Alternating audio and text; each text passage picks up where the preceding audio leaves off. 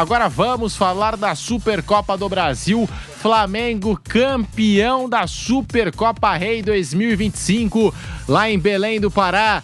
O Flamengo bateu o Botafogo pelo placar de 3-1 e o nome do jogo foi ele, Bruno Henrique. 2 gols, o Bruno Henrique fez a jogada individual, belíssima jogada inclusive, que resultou no pênalti e depois um golaço. O segundo gol do Bruno Henrique foi um golaço e foi um domínio completo do Flamengo, um amasso pra cima do Botafogo. Bruno Prado, você que transmitiu essa partida aqui na Jovem Pan com o Nilson César, com o Daniel Lian, com o Guilherme Silva, a sua análise dessa vitória do Flamengo que leva pra casa o primeiro troféu, a primeira taça da temporada 25, Bruno Prado.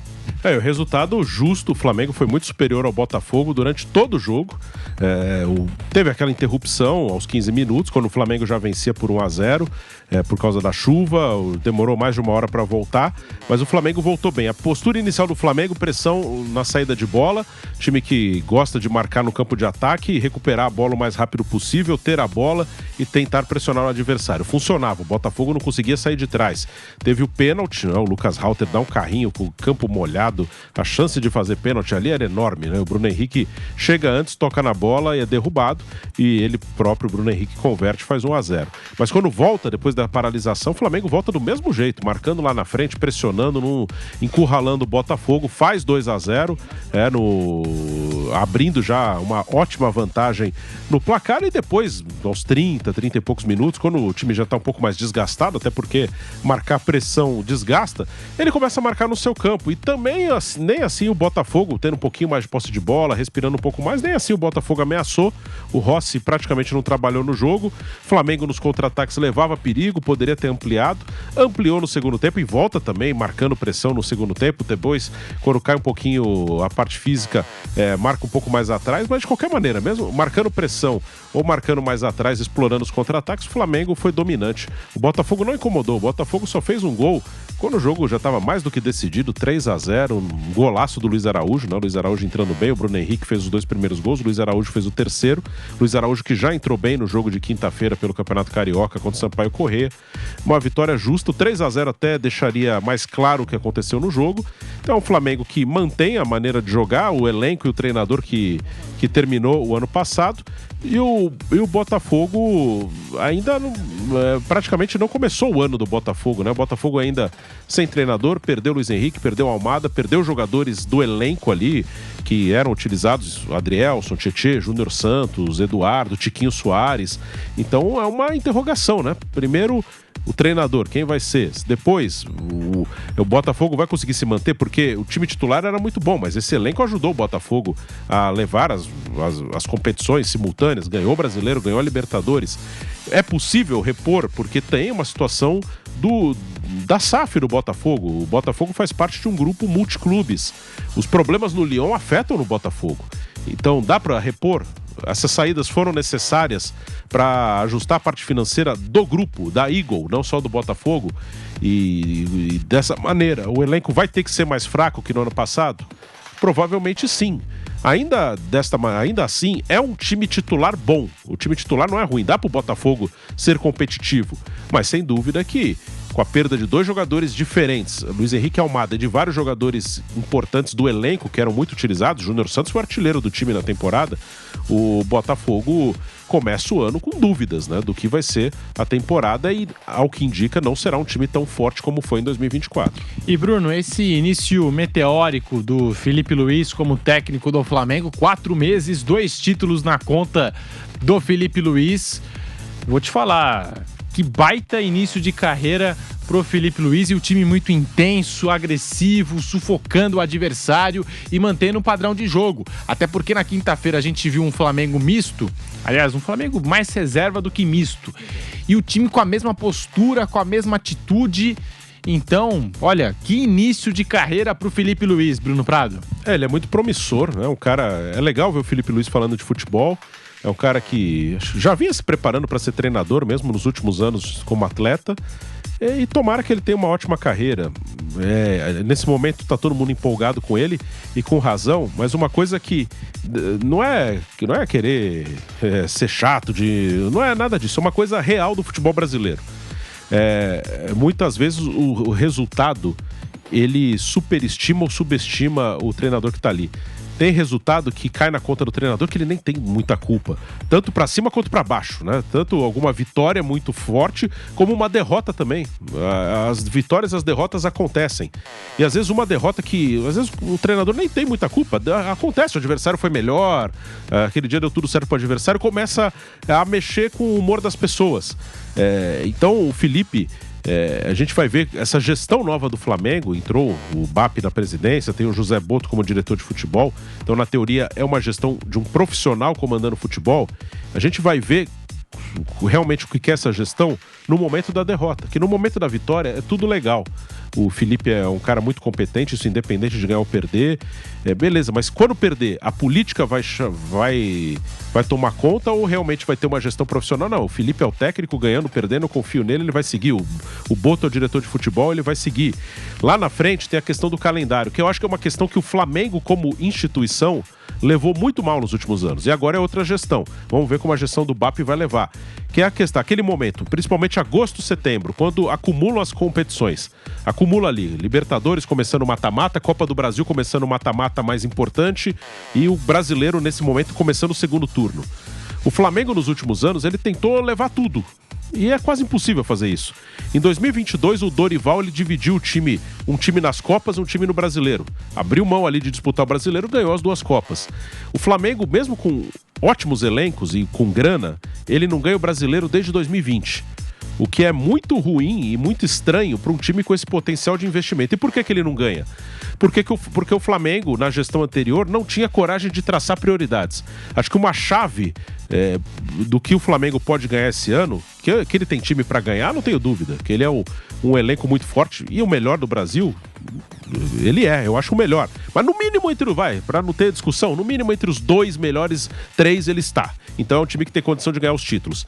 Eu acho que um diferencial que essa gestão pode ter em relação à outra, vamos ver se isso vai acontecer, é priorizar. E na minha cabeça a Copa do Brasil é a terceira. Ano passado, quando o Flamengo liderava o Brasileiro... Felipe Luiz fala que a prioridade é o Brasileiro. Sim, e tem que ser. Ano passado, o Flamengo começa a perder a chance de lutar pelo Brasileiro quando no meio de um confronto com o Palmeiras na Copa do Brasil, ele mete um time reserva contra o São Paulo no Morumbi. O Flamengo chega ao Morumbi líder do Brasileiro. Apesar de ter perdido o jogador na Copa América, de um monte de coisa, ele chega líder do Brasileiro no Morumbi. Faz 2-0 no Palmeiras, no primeiro jogo da Copa do Brasil no Maracanã. Mete reserva no Morumbi, perde. Ele poderia perder no Morumbi com o time titular, ok. Mas ali ficou clara uma prioridade, que eram as Copas. Ele ganha uma das Copas, ganha a Copa do Brasil, na Libertadores cai. Mas ali o Flamengo não conseguiu priorizar. E nem dá pra dizer que ele priorizou as Copas. Não foi nem uma escolha, vamos jogar com o time titular nas Copas, reserva no Brasileiro. Uma escolha que eu discordo, mas seria uma escolha. Foi o que o Dorival fez em 2022. Nem isso aconteceu. E aí foi deixando todo mundo arrebentado, todo mundo cansado, porque o Flamengo não soube deixar claro. Se esse ano ele tiver uma escolha, vamos com a força máxima na Libertadores e no Brasileiro. Na Copa do Brasil, nós vamos com um time reserva. Só que aí não pode mudar a ideia por causa da bolinha que sai no sorteio. Não, vamos com o time reserva, mas se sair Palmeiras, aí não. Ou se sair Botafogo, não, aí tem que ir com o titular. Não, é Fla-Flu, não, tem que ir com o titular. Se o Flamengo souber priorizar, ele é um time muito forte. É um time que pode brigar pelo Brasileiro, que ele não briga há muito tempo, que eu acho um absurdo pelo elenco que tem, e ser um grande candidato na Libertadores. Acho que esse é o ponto que vai dizer lá no final do ano o que o Flamengo vai brigar. Se ele souber priorizar, ele é fortíssimo. Se ele quiser levar tudo como tenta levar sempre, ele pode levar alguma coisa, mas, por exemplo, num Brasileiro por pontos corridos, regularidade, ele vai ter dificuldade. José Manuel de Barros, que baita atuação, domínio do Flamengo em campo. O jogo ficou paralisado, mas antes do jogo ser paralisado por conta da forte chuva, o gramado ficou castigado. Bruno Henrique fez 1-0 em cobrança de pênalti e ele que consegue esse pênalti pro Flamengo. O segundo gol, um golaço do Bruno Henrique. O terceiro, Luiz Araújo, foi às redes e o Patrick de Paula descontou para o Botafogo. Finalização do Arthur.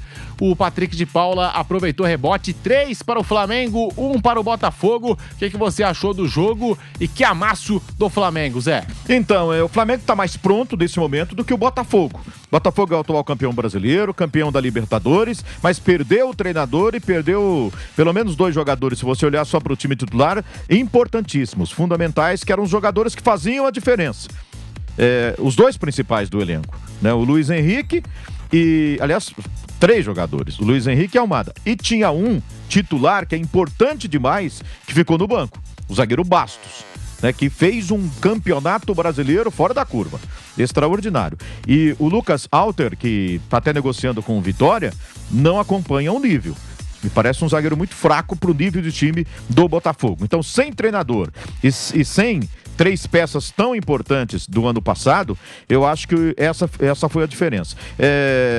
Como não existe tanta... A diferença na goleada de 4-1 do Botafogo contra o Flamengo não é a diferença real entre os dois times, né? O Flamengo estava com reservas naquele jogo. Também uma vitória do jeito que o Flamengo conquistou hoje, sobrando, né, fazendo 3-1, mas poderia ter ficado no 3-0, ter sido 4-5, também não é a diferença real. O problema do Botafogo é com essa história do Textor achar que a temporada começa em abril, ele está demorando mais para contratar um treinador. E o time foi para o segundo jogo com essa equipe titular. Flamengo também, né? Tá? Os titulares estão retornando agora, mas com a sequência do trabalho do Felipe Luiz. Então, é um pouco diferente, né? Acho que a diferença para o jogo de hoje, acho que vai muito nisso. O Botafogo ainda sem contratar um treinador e ainda sem substituir bem essas peças tão importantes. Matheus Martins é um bom jogador, o Arthur, que estreou hoje, é um jogador que promete, é um bom jogador, mas acho que diminui um pouco o nível que o Botafogo tinha no ano passado. Não sei se vai recuperar esse nível, o Bruno tocou nesse assunto, depende muito das intenções do Textor, se ele vai abrir a carteira e se vai encontrar jogadores, como ele encontrou ano passado, como o Almada e Luiz Henrique, que se disponham a vir para o Botafogo para depois ir lá para o futebol europeu. O combinado foi isso, né? Eles estavam de passagem, praticamente, aqui pelo futebol brasileiro. O Flamengo, você olhava para os dois times, né? O Flamengo, o time que entrou em campo, muito bom, e olhava para o banco de reservas, Arrascaeta, Luiz Araújo, e outros jogadores muito importantes que poderiam ir. O Danilo, que inclusive estreou na partida de hoje, dentre outros. E no Botafogo, não. Se olhava para o banco de reservas, realmente era um Botafogo carente, porque ele não só, né, perdeu esses 2 citados por todos nós, né, e o Bastos, que estava no banco porque está voltando de contusão. Mas ele desmontou o elenco, né? Muitos jogadores que faziam parte do elenco, que eram reservas importantes, né, que entravam e faziam a diferença. Júnior Santos, por exemplo, Tiquinho Soares, que fez um bom jogo pelo Santos ontem na Vila Belmiro contra a equipe do São Paulo, são jogadores que também, nessa circunstância, vão colocar no segundo tempo, vão fazer as alterações para ir para cima, para buscar uma reação. O treinador olhava pro treinador que é interino, que é da base, olhava para o banco e não encontrava essas peças para mudar o Botafogo. E o Flamengo não deu a mínima chance. E o jogo terminou 3-1, mas o Flamengo poderia ter feito o placar mais elástico, né? Poderia ter feito até mais aí nesse Botafogo. E o que me chamou a atenção foi isso. Tava 2-0 o jogo, o Flamengo continuou com a mesma intensidade, com a mesma entrega. Parecia que o jogo tava 0-0. Isso o Felipe Luiz trouxe de volta ao Flamengo, que o torcedor lembrava lá de 19. O Mauro César brincava aqui na Jovem Pan antes, o modo banana, tá ligado? Lembra? Tinha essa história. E o Flamengo hoje foi um domínio completo do jogo. O Felipe Luiz vai nessa vibe. Ele já deu declaração. Jogador que não faz o que eu mando dentro de campo, sai. Não joga comigo. Tem que ser intenso o jogo inteiro. Tem que se movimentar, tem que seguir o estilo dele, né? Ele traz de volta esse estilo que o torcedor gosta, de um time ofensivo e um time que corre o jogo inteiro, que marca a saída de bola do adversário, que roda o campo, enfim. Ele colocou hoje um time sem um centroavante, que seria o Juninho, que foi contratado, mas ainda não está devidamente adaptado. Tomara que venha a se adaptar. A gente não sabe, né? É uma aposta, você não sabe o que vai virar, né? Mas ali, ele colocou um time diferente com o Bruno Henrique, mas ninguém ficava fixo, né? Talvez o Michael um pouco mais ali na esquerda, mas o Plata ficava na direita, no meio, na esquerda, não parava. Bruno Henrique também se movimentando. Enfim, é um time de muita movimentação, né? E um jeito legal de você ver jogar, né? O torcedor tá adorando esse começo do Felipe Luiz e ele traz. Já fechou ano passado preparado assim e começa o ano do mesmo jeito. Promete bastante, vamos ver. O Bruno até citou, né, em relação ao futuro, quando os problemas vierem. Eu acho que essa questão aí tá muito na mão do Felipe Luiz. Se ele conseguir fazer o time continuar nessa sequência, os jogadores comprando essa ideia dele e mantendo o Flamengo nessa pegada, eu acho que tem tudo para fazer um grande ano. Bruno Henrique e Arrascaeta se isolaram como maiores campeões da história do Flamengo. 14 títulos na conta do Bruno Henrique, 14 títulos na conta do Arrascaeta. A lista tem, com 13 títulos, Gabigol, Júnior e Zico. E com 12, tem o Diego Ribas e o William Arão. Então, Bruno Henrique e Arrascaeta. O Arrasca começou a partida no banco de reservas, ainda tá tentando pegar o ritmo, né? O Arrascaeta, né? Voltando de cirurgia, né? Voltando de cirurgia, mas são jogadores que já estão na história do Flamengo, já deixaram a sua marca, são ídolos e deixando ainda mais agora, hein, Bruno Prado? Falando aí do Bruno Henrique, hoje o craque do jogo, acabou com a partida o Bruno Henrique, e o Flamengo, a gente estava comentando do Palmeiras sem o 9, o Flamengo também entrou sem essa referência hoje no comando do ataque, porque não tem o Pedro, o Juninho no banco, enfim, deu certo. Deu certo, sim, né? E até dentro do que a gente falou do Palmeiras, né? Fica essa coisa, tem que contratar. Não é assim, depende. Não tem tanta opção assim também. O Flamengo tá apostando no Juninho que tava jogando no Azerbaijão. Pode dar certo, a gente ainda não sabe. Então, mas não é um nome que chega. Esse cara vai chegar aí, vai vestir a camisa e vai jogar. É uma dúvida, é uma interrogação, é uma aposta do Flamengo. O Pedro, sim, é um nome consolidado, já tá no clube desde 2020, infelizmente teve uma lesão grave e o time tá jogando sem esse 9. Até o ano passado tinha o Gabigol. Gabigol foi embora pro Cruzeiro. O Gabigol que tem até uma característica diferente. Ele pode ser o Bruno Henrique continuar fazendo gol assim, mas pode ser ele, né? Pode. Então dá pra jogar de diversas maneiras, né? O Felipe já jogou com alguns jogadores por ali. Ele já testou até o Alcaraz que está saindo, ele já testou mais avançado. O Plata já jogou centralizado.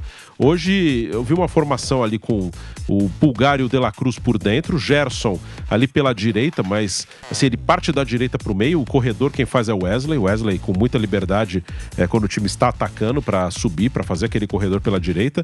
O Michael mais aberto na esquerda, mas também o Alexandre ultrapassando em alguns momentos, e uma dupla de ataque por dentro, né? O Plata e o Bruno Henrique. O Plata partindo mais da direita, mas eu vi o Plata mais como uma dupla do Bruno Henrique. O Bruno partindo da esquerda para dentro, o Plata da direita para dentro. Eu interpretei mais como uma dupla. Tanto que quando entra a Arrascaeta, entra no lugar do Plata. Aí ele passa a ter um meia e mais um jogador de frente. Aí, se não me engano, até o Juninho já estava em campo no lugar do... Ou, se não estava, entrou um pouco depois no lugar do Bruno Henrique. Então, é um Flamengo que tem algumas alternativas. Gerson, mais uma vez, jogando muita bola. Sem o Pedro, acho que esse é o cara diferente do Flamengo. O Arrascaeta e o Bruno Henrique são ótimos, históricos, como você acabou de falar, mas são jogadores que convivem com problemas físicos e até por isso tá tendo esse controle em relação ao Arrascaeta. E o Juninho entrou depois, né? Entrou depois do Arrascaeta.